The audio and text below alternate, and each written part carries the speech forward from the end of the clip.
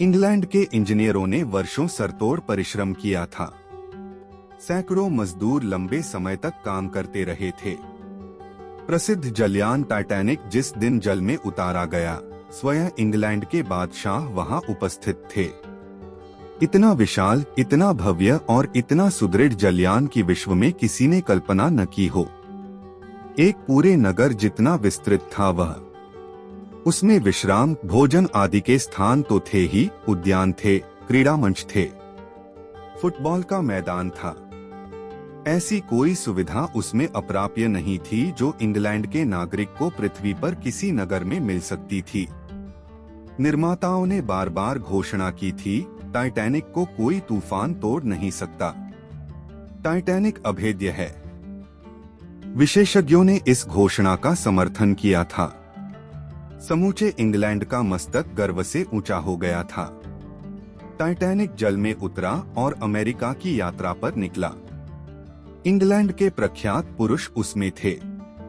Lord Kitchener भी उसमें थे।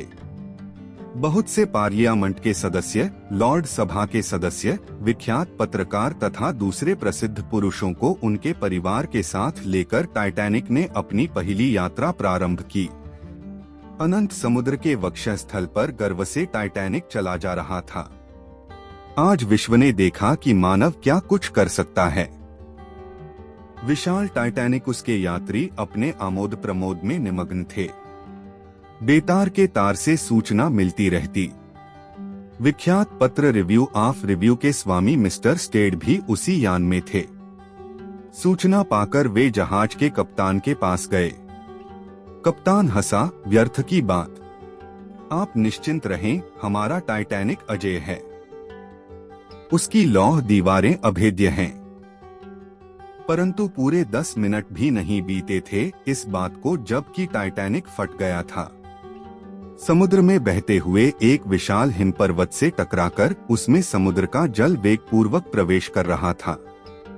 यात्री जीवन की आशा छोड़ चुके थे और कप्तान बेतार के तार पर बार बार संदेश भेज रहा था, टाइटैनिक डूब रहा है, हमारी शीघ्र सहायता कीजिए।